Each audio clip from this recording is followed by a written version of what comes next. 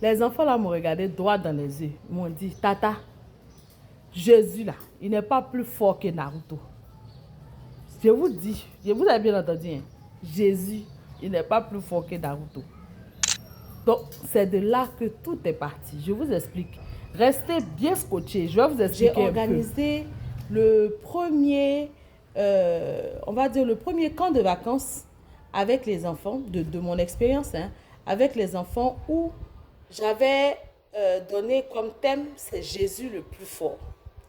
Donc, les enfants sont venus. Il y avait des enfants vraiment de famille chrétienne, hein, qui étaient là, qu'on a entretenu avec plusieurs procédés, voilà, procédés que j'ai réfléchi, procédés aussi que Dieu m'a inspiré et donc que j'ai testé avec les enfants, donc à travers l'art, à travers le dessin, à travers vraiment toutes choses pour pouvoir passer le message de la Bible, surtout de Jésus, aux enfants qui avaient participé. Maintenant, on a débattu du thème, c'est Jésus le plus fort. Donc je disais, tous vos super-héros là, les Naruto, les Ladybug, voilà, les filles qui aiment les princesses là. Il y a des princesses dans la Bible qui ont eu des histoires plus fortes même que vos princesses de Disney, vos princesses, voilà. Donc je disais comme ça aux enfants. Et puis, il y a un des enfants, en tout cas, bon, moi je trouve que c'était l'enfant le plus honnête, qui vraiment, il n'était pas d'accord avec l'idée. J'ai dit, mais mon petit, il y a quoi?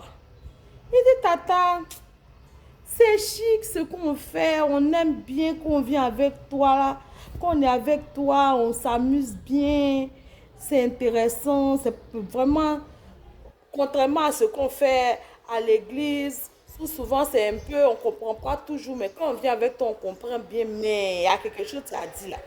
J'ai dit, mais il a dit quoi mon fils? Il dit, Tata, tu dis que Jésus est plus fort que Naruto.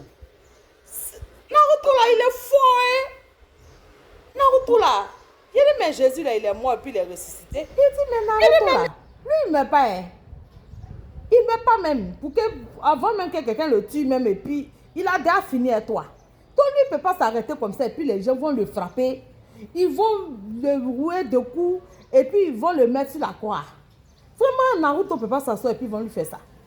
J'ai dit, donc là, moi-même, j'ai commencé à être embêté. J'ai dit, attends, mais...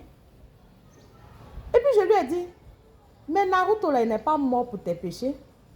Naruto là, quand il finit de faire comme ça là, toi tu gagnes quoi dedans? Parce que c'est ça aussi.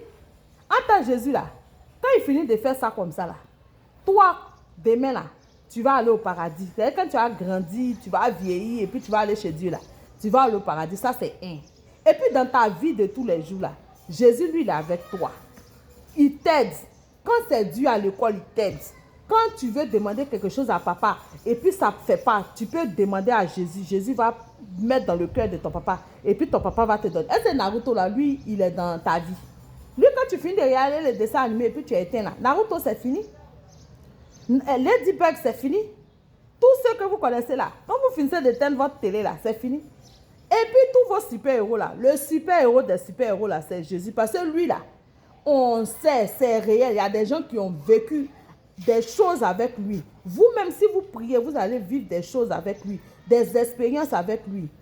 Donc là, on ne doit même pas même le comparer avec tous vos super-héros. Parce que lui, il a existé. Il existe. Et puis, il y a des preuves qui sont là pour montrer qu'il existe. Et donc, les enfants étaient là. Ah, c'est vrai, tata. Il dit, ah. Donc là, Jésus là, il faut tout faire pour qu'il soit ton ami. Parce que lui, il est toujours là. Il est vivant, il est avec toi. Tu dis, mais attends, comment on va faire pour que nos enfants puissent véritablement avoir nos valeurs, notre foi, pour qu'ils puissent sortir Jésus de l'irréel en fait. Parce que dans leur cerveau, ils le considèrent un peu comme un personnage imaginaire comme les autres. Comment faire pour que les enfants puissent comprendre réellement la portée de notre foi? Donc c'est cela, et dans mes prières, j'ai essayé de demander cela à Dieu. Et il y a plein d'idées que Dieu m'a mis à cœur. Et c'est ce que j'essaie de faire